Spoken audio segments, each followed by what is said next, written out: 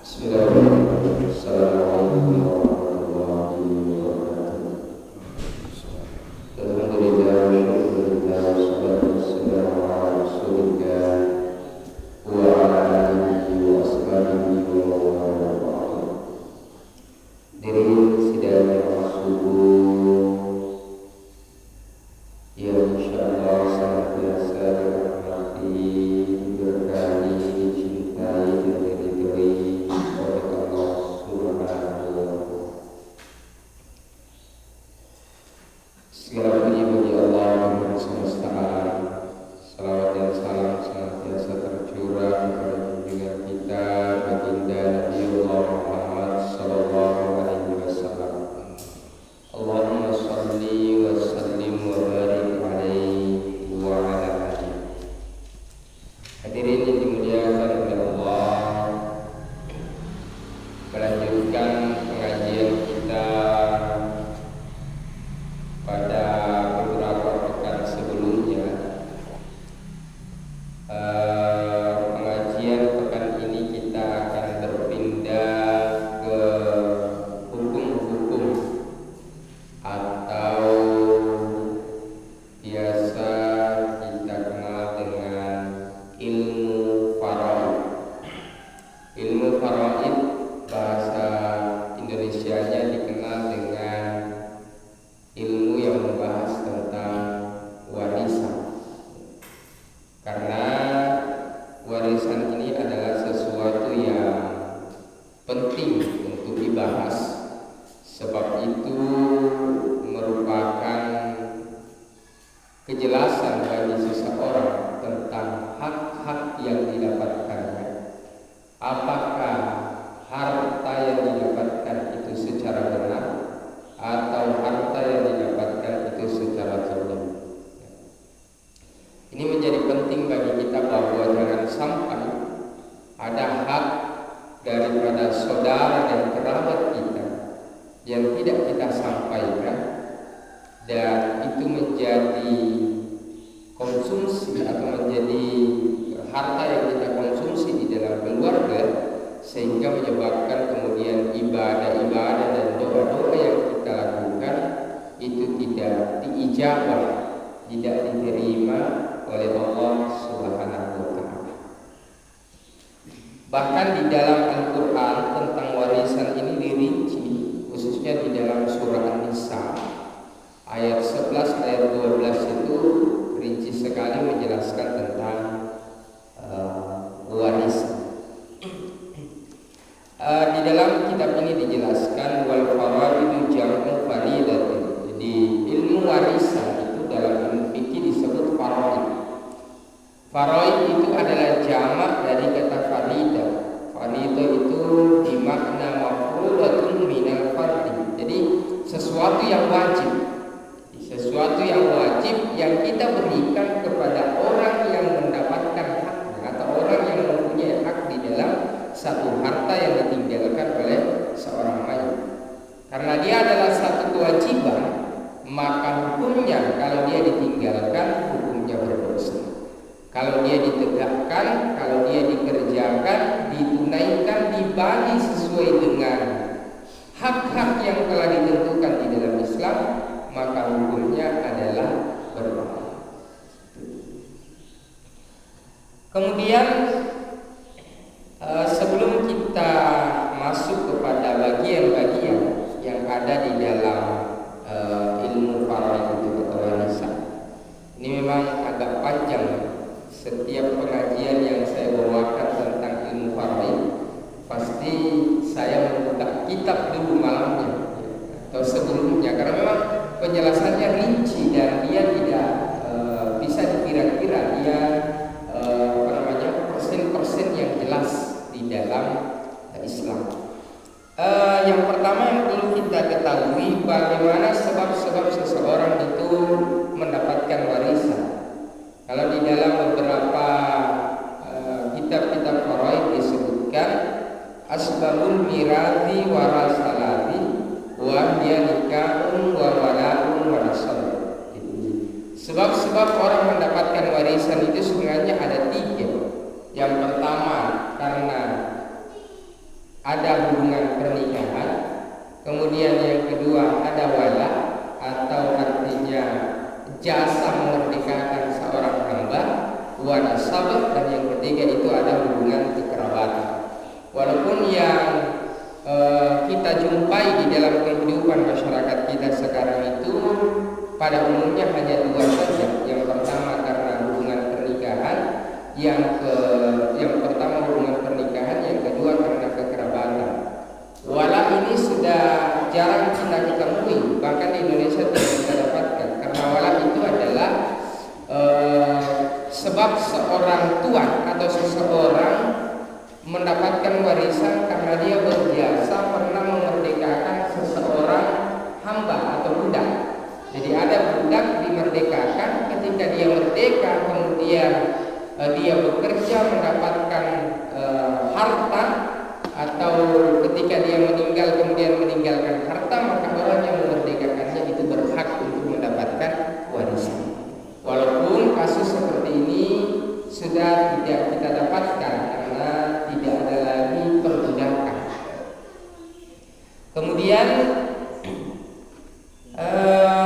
sebagian ulama menambahkan sebenarnya ada lagi sebab seseorang itu mendapatkan warisan.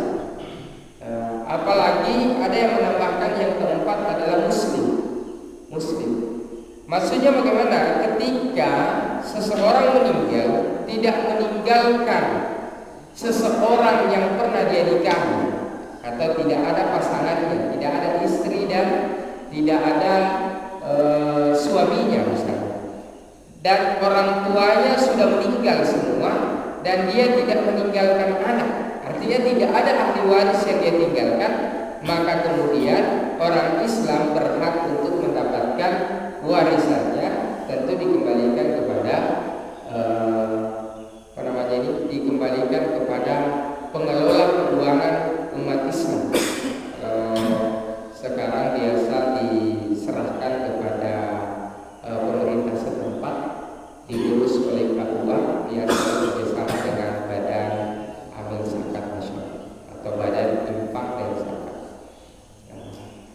Itu diserahkan kepada badan-badan keuangan Islam yang bergerak di bidang sosial. Kemudian jadi yang akan kita bahas nanti ini lebih banyak kepada seorang pasangan. Jadi orang mendapatkan warisan karena hubungan pernikahan, apakah dia suami atau istri. Kemudian orang mendapatkan warisan karena hubungan nasab atau hubungan darah, hubungan kekerabatan, apakah dia ayah si mayit atau ibu si mayit, atau dia anak si mayit atau cucunya, ataukah saudara-saudara dari si mayit. Kemudian selain kita mempelajari tentang sebab-sebab orang mendapatkan warisan, ada juga sebab-sebab seorang ahli waris itu kemudian diharamkan untuk mendapatkan warisan. Pertama, seseorang diharamkan untuk mendapatkan warisan itu karena ada sesuatu yang dia lakukan. Yang pertama itu dijelaskan pembunuhan. Jadi kalau ada seseorang, misalnya yang sering terjadi, ada seorang anak yang membunuh bapaknya, maka anak ini haram mendapatkan warisan dari bapaknya. Atau seorang anak membunuh orang tuanya, kan dulu seperti itu. Banyak orang yang ingin mendapatkan warisan karena orang tuanya kaya, anaknya tidak pernah diajarkan agama, akhirnya anaknya ini buta terhadap agama, dia matanya terbuka hanya untuk harta, akhirnya dibunuh orang tuanya. Maka seorang anak yang seperti ini itu tidak berhak mendapatkan warisan dari orang tua. Bahkan di dalam sebagian kitab fikih yang lain dijelaskan, jangankan membunuh, menganiaya saja atau merencanakan pembunuhan itu sudah membuat gugurnya warisan bagi seorang yang merencanakannya. Jadi kalau ada anak atau saudara yang merencanakan pembunuhan,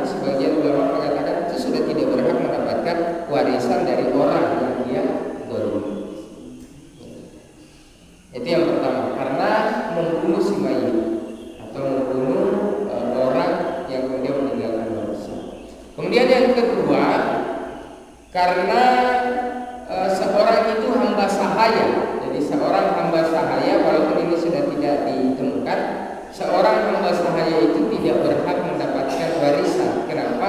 Karena dulu dianggap bahwa hamba sahaya itu tidak cakap di dalam mengelola keuangan dan harta. Walaupun itu sudah tidak kita temui sekarang. Kemudian yang terakhir, karena perbedaan agama. Karena perbedaan agama di dalam hukum Islam, ya, itu tidak berhak mendapatkan warisan. Misalnya ada orang muslim kemudian saudaranya non muslim, maka saudaranya tidak berhak mendapatkan warisan dari saudara yang muslim.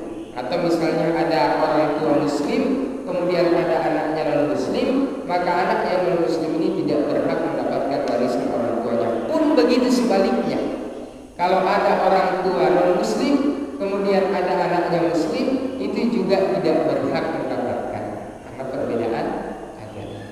Itu menurut pendapat yang masyhur mengatakan kalau sebaliknya juga begitu.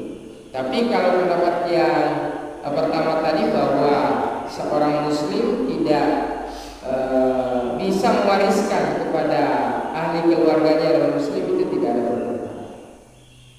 Itu sebab-sebab orang tidak mendapatkan warisan.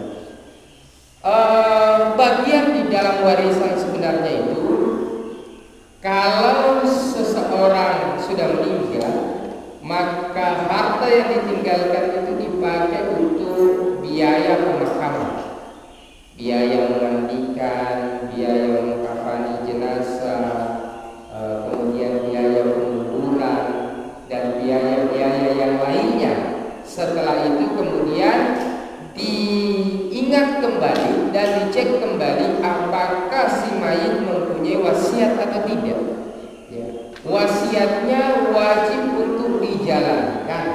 Setelah kemudian wasiatnya dipenuhi, maka sisa hartanya itulah yang baru dibagi. Jadi tidak boleh ujuk-ujuk orang sudah meninggal hartanya langsung dibagi, tidak. Tetapi harus ada perhitungan, diselesaikan biaya pemakaman, kemudian wasiatnya dipenuhi, setelah itu barulah dibagi harta warisan. Berapa bagian sebenarnya? Berapa persen di dalam Islam yang telah diatur mengenai warisan ini? Yang pertama, ada orang mendapatkan 1/2, ada juga yang mendapatkan 1/3, ada juga yang mendapatkan 1/4, ada juga yang mendapatkan 1/6, ada yang mendapatkan 1/8, dan ada yang mendapatkan 2/3. Jadi itu ada 6 bagian. Ada 6 bagian.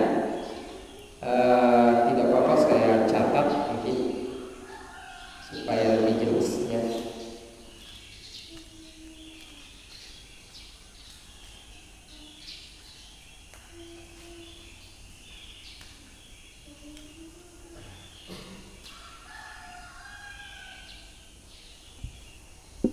Jadi ini bisa kita lihat pada sambungannya di dalam surah Nisa ayat 11 dan 12, dan ini juga telah masuk sebagai hukum positif di dalam hukum Islam, ya, kompilasi hukum Islam. Nanti kita akan menjelaskan juga bersama-sama.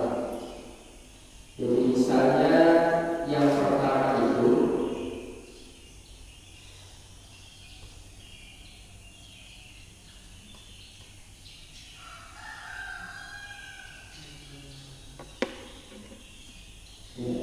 spidol yang besar dapat karena perkawinan atau pernikahan ya.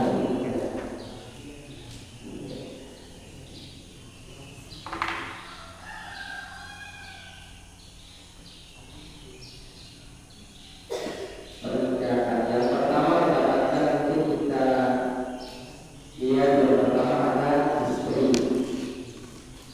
Istri ini dia bisa mendapatkan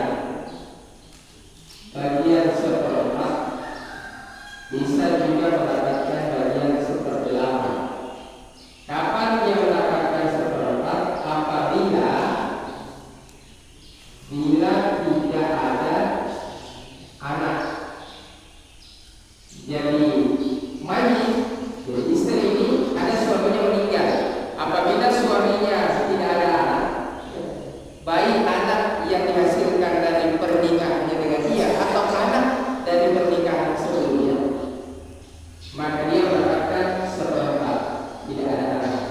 Bagaimana Ustaz kalau anaknya meninggal? Kita lihat ada cucunya atau tidak? Kalau ada cucunya berarti cucunya dia berhak karena dia menggantikan bagian bapaknya. Makanya biasa di garis miring cucu. Ya. Bila tidak ada anak atau tidak ada cucu. Kalau ada anaknya, maka dia mendapatkan seperdelapan. Ya. Bila ada anak atau ada cucu, misalnya anaknya meninggal, cucunya yang ada, maka dia dikasih. Yaitu dia mendapatkan seperdelapan. Ini ada di dalam pasal 140. Jadi kita catat ada di dalam pasal hukum kompilasi Islam pasal 180. Kalau di surah Nisa dia dijelaskan di dalam ayat 12.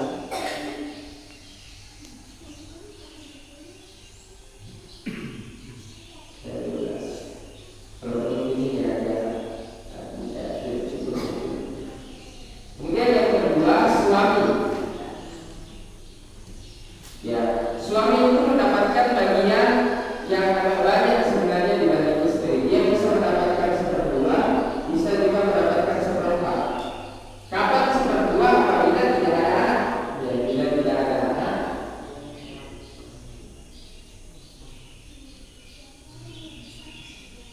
Atau cucu juga tidak ada. Kemudian seperempat bila ada anak atau cucu. Ini juga ada di dalam surah Nisa ayat 12. Kalau di dalam pasalnya dia dijelaskan di dalam pasal 109.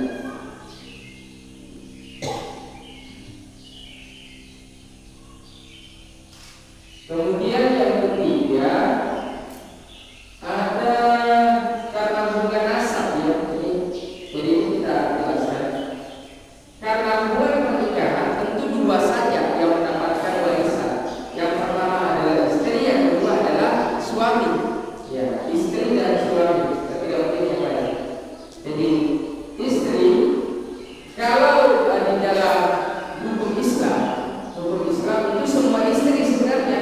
Jadi berapa istri yang ditinggalkan, semua itu berhak mendapatkan warisan.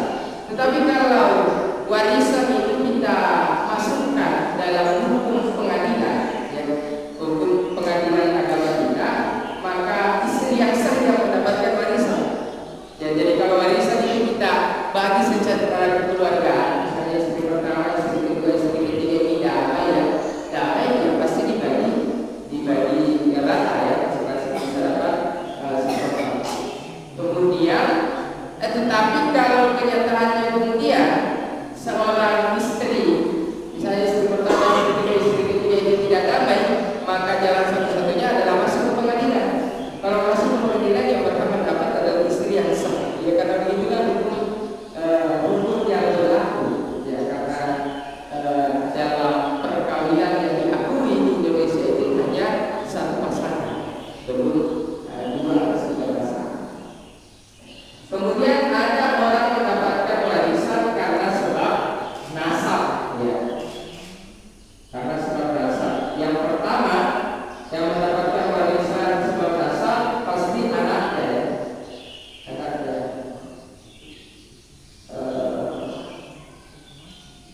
Kita lihat ke anak dulu. Anak perempuan saja. Ya, kita jelaskan saja. Anak perempuan itu mendapatkan seperdua, bisa mendapatkan seperdua, bisa juga mendapatkan 2/3. Kapan anak perempuan dia mendapatkan seperdua? Kalau dia tunggal, anak perempuan yang perempuan. Kalau dia tunggal, maksudnya anak setelah wayang, maka dia mendapatkan seperdua, bukan mendapatkan keseluruhan. Biasanya itu langsung dibagi, langsung diambil semua sama anaknya. Itu tidak. Jadi dia mendapatkan seperdua. Nah, kemudian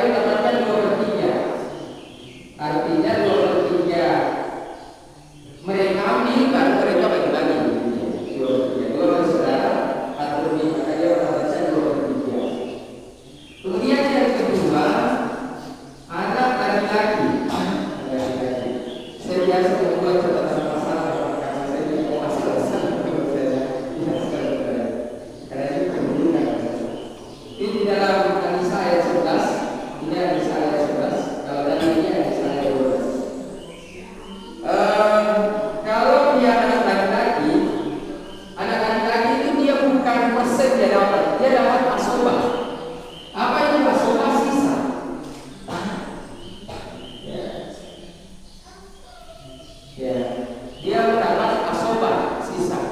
Ya.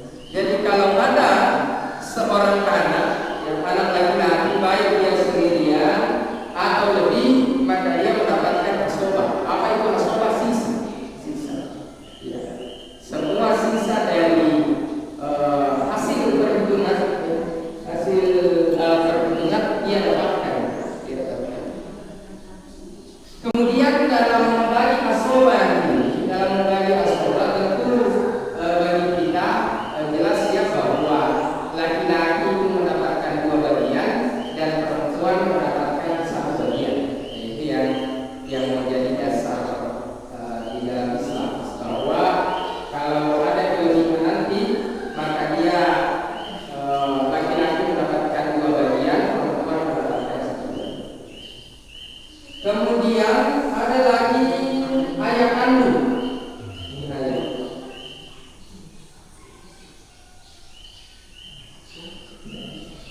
ayah kandung itu dia mendapatkan 1/3, bisa juga mendapatkan 1/6. 1/3 dia dapat kalau dia ada anak. Tidak ada anak. Nah, tidak ada anak juga tidak ada cucu maksudnya. Kemudian kalau 1/6 itu karena ada anak atau ada cucu. Ini maksudnya ayah kandung. Misalnya ada orang meninggal masih hidup bapaknya itu berhak mendapatkan warisan. Biasanya kita langsung diambil istri dan anaknya, tidak diberikan kepada ayahnya. Padahal ayah semuanya itu berhak mendapatkan, termasuk dari ibunya. Berapa dia dapat? Dia mendapatkan 1/6 apabila ada anak yang ditinggalkan. Misalnya saya meninggal, kemudian saya punya anak, ya maka ayah saya kalau masih hidup misalnya berhak mendapatkan 1/6. Tapi kalau saya tidak ada anak, maka ayah saya berhak mendapatkan 1/3.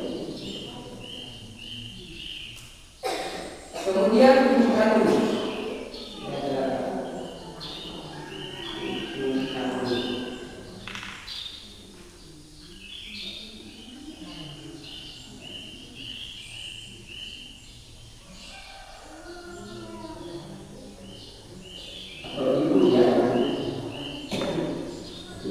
Ibu ini mendapatkan bagian 1/3. Dia mendapatkan 1/3, bisa juga mendapatkan 1/6. Bisa juga dia mendapatkan 1/3 dari sisa. 1/3 dari sisa. Kita jelaskan saja. 1/3 itu bila tidak ada anak. Ya. Jadi kalau ini tidak ada anak,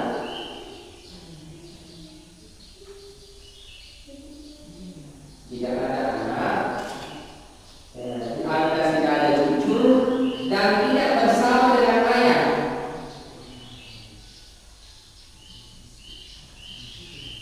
Nah, apa maksudnya tidak bersama dengan ayah? Misalnya ayah dan ibu kan, ayah dapat bagian, ibu dapat bagian, ibu dapat 1/3 juga kalau tidak bersama dengan ayahnya atau tidak bersama dengan suaminya, bapaknya semuanya di sini.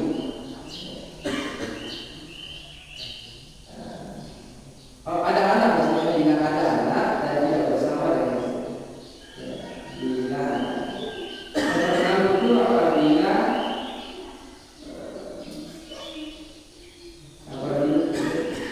tidak ada anak. Kalau itu bila ada anak dia dapat 1/6 dan tidak bersama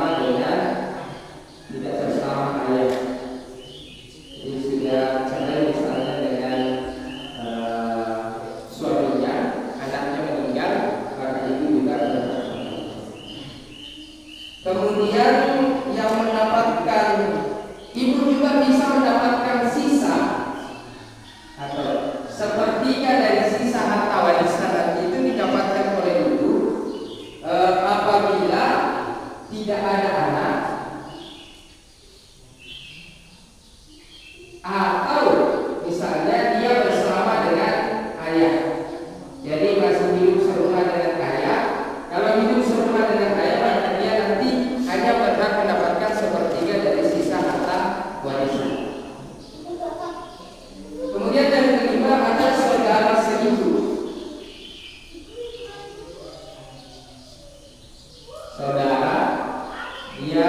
saudara sehidup, itu yang pertama dia berhak mendapatkan 1/6, bisa juga mendapatkan 1/3. Kapan dia mendapatkan 1/6? Kalau dia sendirian, dia mendapatkan 1/3. Kalau dia 2 orang atau lebih. Kemudian yang keenam, ini sendirian dan tidak ada ayah.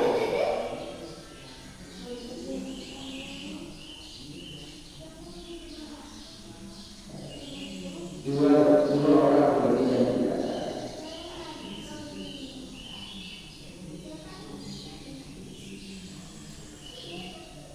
Kemudian yang keenam, saudara bapak, saudara dari bapak yang saudara sebapak atau saudara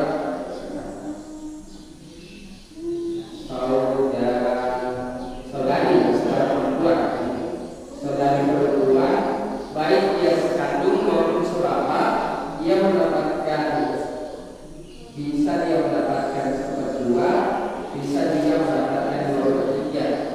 1/2 dia dapat kalau tidak ada anak.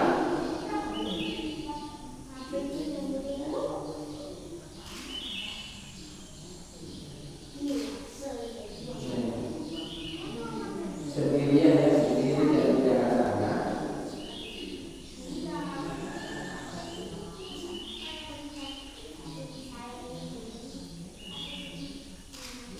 Tidak ada anaknya dan juga tidak ada ayah.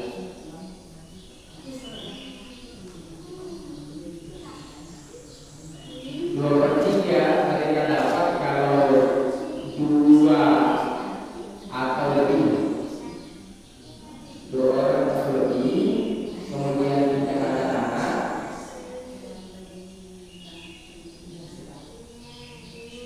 dan tidak ada ayah. Kemudian yang ketujuh, itu ada saudara laki-laki sebapak atau sekandung. Kan ini tadi saudari, maksudnya saudara perempuan ya. Kalau ini saudara laki-laki, maka saudara laki-laki itu mendapatkan asoba. Asoba itu sisa kalau dia tidak ada ayah kandung dan tidak ada anak.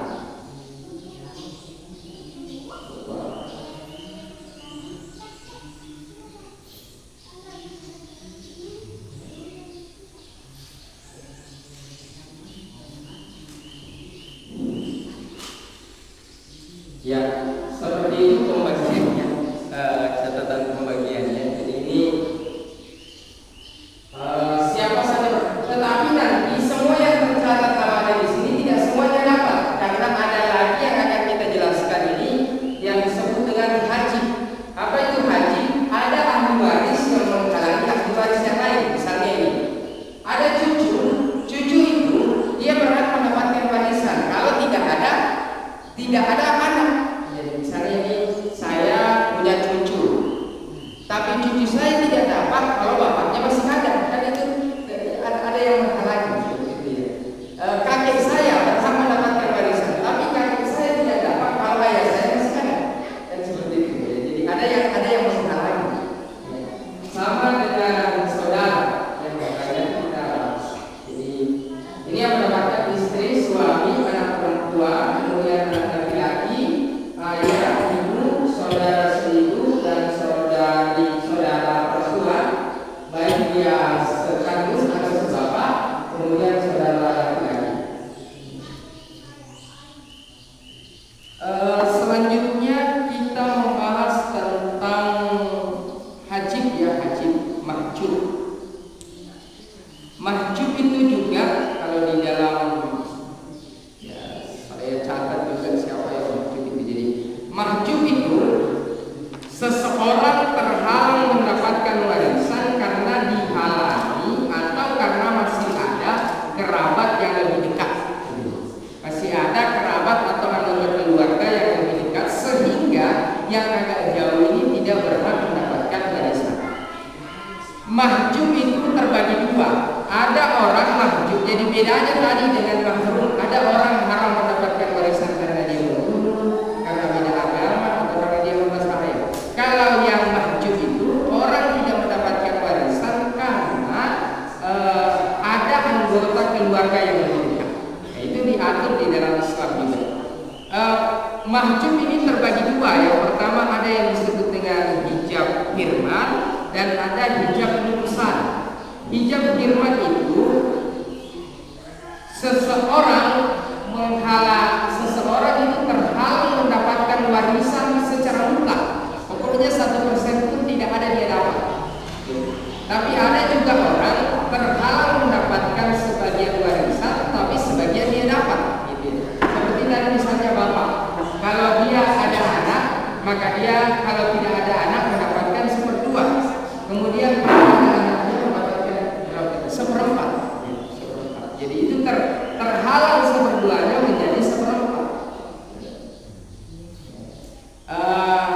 Kalau yang seluruhnya itu kakek, misalnya satu yang pertama, kakek terhalang oleh sebab adanya bapak. Jadi kalau masih ada bapak, kakek tidak dapat. Begitupun nenek, kalau masih ada ibu tidak dapat. Kemudian cucu laki-laki, kalau masih ada anak itu tidak dapat. Maksudnya anak dari bapak si cucu, anak dari bapak si cucu. Kemudian saudara itu, saudara kan ada bagiannya di situ pak. Dia dapat saudara itu. Iya, saudara dapat kalau tidak ada anak. Ya, tapi kalau ada anak maka dia tidak bisa dapat. Saudara, jadi mentang-mentang saudara itu tidak dapat juga dan dia dapat juga warisan, tidak. Saudara itu tidak dapat harta warisan kalau masih ada anak atau tidak ada anak tapi ada cucu, itu dia tidak dapat. Atau masih ada bapak, ya kalau masih ada bapak ya saudara tidak dikasih. Atau masih ada kakek, saudara tidak dikasih. Jadi itu lebih dekat hubungannya seorang bapak daripada seorang saudara. Atau seorang anak dibanding seorang saudara. Jadi kalau seorang mayat meninggal masih ada anaknya atau cucunya, masih ada bapak atau kakeknya, maka seorang saudara itu tidak berhak mendapatkan warisan.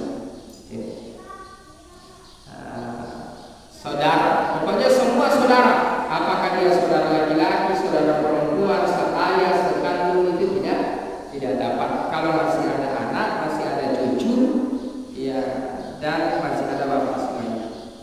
Kemudian saudara seibu, khusus saudara seibu itu, kalau tidak ada anak, tidak ada cucu dan tidak ada bapak atau kakek, dan juga tidak ada cucu perempuan dari anak laki-laki, itu baru dia berhak dapat. Tapi kalau ada cucu perempuan dari anak laki-laki, ya, maka dia tetap tidak bisa dapat. Kemudian yang keenam itu cucu perempuan dari anak laki-laki itu terhalang untuk mendapatkan warisan karena masih ada anak perempuan yang lebih dari 1. Kemudian yang ketujuh, saudara perempuan sebapak terhalang oleh saudara perempuan sekandung yang lebih dari 1. Itu penjelasan tentang mahjub atau halangan-halangan di dalam mendapatkan warisan. Nah, kalau itu tadi seluruhnya. Kalau sebagian itu kan yang berubah. Misalnya seorang kaya berhak mendapatkan 1/2, tetapi 1/2 itu berubah jadi 1/4 karena si kaya memiliki anak. Kira-kira itu yang bisa kami sampaikan tentang warisan. Tentu banyak sekali permasalahan-permasalahan. Nah, sebenarnya warisan itu kalau masih bisa kita bagi secara kekeluargaan dan tidak ada orang yang merasa terzalimi, itu bagus. Tetapi kalau misalnya sudah menimbulkan perselisihan, maka lebih baik itu diserahkan ke hukum pengadilan agama. Karena itu sudah diatur di dalam perundang-undangan kita dan juga sesuai dengan syariat yang telah ditetapkan di dalam Islam. Kira-kira seperti itu saja. Mudah-mudahan ada manfaatnya.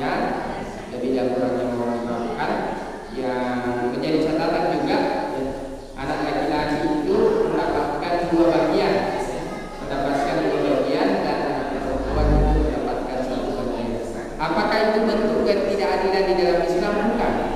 Ya. Karena memang seorang laki-laki mempunyai banyak kewajiban. Kewajiban seorang laki-laki di antaranya kalau belum menikah dia harus memberikan mahar kepada calon istri. Kemudian kalau dia sudah menikah, tambah banyak kewajiban. Apa kewajibannya? Dia wajib untuk memberikan nafkah kepada anak dan istri, kepada keluarganya. Bahkan saudaranya atau anak perempuan sekali itu masih